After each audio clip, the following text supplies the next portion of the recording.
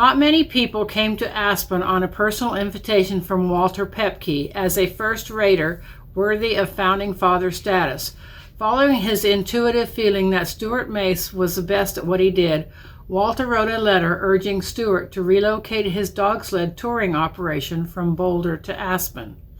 Stuart and Isabel had already fallen in love with the area surrounding the ghost town of Ashcroft in the Castle Creek Valley. They struck a deal with Ted Ryan, who owned about 1,000 acres up Castle Creek. The trade was a lifetime lease on 2.7 acres in exchange for their stewardship of a valley that had been stripped clean by overgrazing. In 1949, the Maces, with 2 kids in tow and one on the way, rolled up their sleeves and got to work. The fruit of their labors was the lodge they named Toklat, the Eskimo word for glacial mountain valley. Mace and his family built Toklat out of recycled materials, including stone from the old school, logs from an old coal mine, and marble left behind at the closed quarries. At the beginning, Toklat served as a lodge, the Mace family home, and headquarters for the new stewards of the Castle Creek Valley.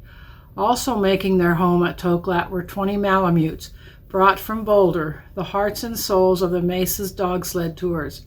Carried over from his World War II days, Stuart could no more have left the Huskies behind than one of his children. A conscientious objector who refused to carry a gun, Stuart served in the war by training sled dogs who could help rescue wounded soldiers in alpine conditions. For Stuart, the mountains, valleys, and forests of Castle Creek were the ideal backdrop to raise the next generation of Maces. I wanted to give my kids a place to build their mind, body, imagination, and artistic sense, said Mace in an episode of Bill Moyer's Journal, an acclaimed public television series. He continued, You can't appreciate your fellow man until you appreciate nature. Without that, you can't feel any wholeness. Stuart and Isabel Mace opened Toklat as a lodge and dog sled touring operation, but tucked away in the recesses of Castle Creek Valley, their financial survival depended on sensing when it was time to try a new approach. So every decade or so, Stuart and Isabel, with the help of however many of their 5 children were old enough to lend a hand, devised a new way to tempt people to make the trip out to Ashcroft. In Toklat's early years, the Mace family Malamutes were clearly more famous than their owners. They were the canine stars of the television series Sergeant Preston of the Yukon, in which Stuart was a stuntman. The talented pups were also in other TV shows as well as a Disney Christmas special. In 1959, the Maces got out of the lodge business and decided to concentrate on just food, and of course dogs. The building in Ashcroft became just the Mace home for both human and canine family members, and the name Toklat served to cover both the continuing dog sled operation and a new restaurant the Maces built in downtown Aspen on Durant Avenue. A restaurant seemed a natural evolution from serving 3 meals a day for lodge guests, noted Isabel. After 10 years, the Maces headed back to Ashcroft full-time. Then, after 3 years of Toklat being just a restaurant, the Maces again reinvented the family business. This time, the final reincarnation of Toklat into an art gallery would last more than a decade-long cycle of its predecessors. Always interested in photography and crafts, Stuart ushered Toklat into a full-time gallery.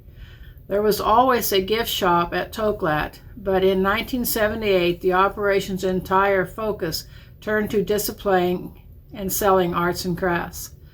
Through all of Toklat's transformations, however, Stuart Mace also played the role of fierce protector of the Castle Creek Valley. If he saw anyone doing anything harmful to the environment, he'd let them know. If they didn't stop, they'd have him to deal with. There was nothing gentle about his approach. Stuart is described often as larger than life and ahead of his time regarding his views and conveyance of those views about the natural world. Apparently, he didn't pay much heed to the stereotype that people who truly cared about the environment were supposed to be mild-mannered in their approach. With his bushy eyebrows, penetrating eyes, and brash and raspy voice, He electrified people. He stopped people dead in their tracks. Stuart could talk anyone into anything. He was so passionate. He had this energy, this aura. You never said no to Stuart, said Nancy Wood, a poet and longtime friend of the Maces.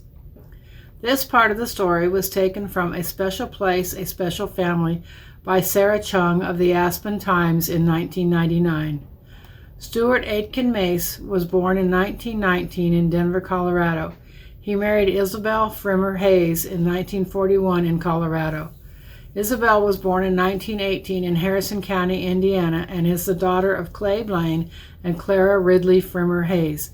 She is my fifth cousin, one time removed. Stuart died in 1993 and Isabel in 2006.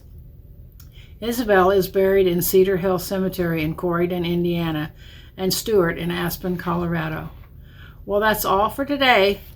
Thanks for stopping by, and we'll see you next time. Don't forget to subscribe.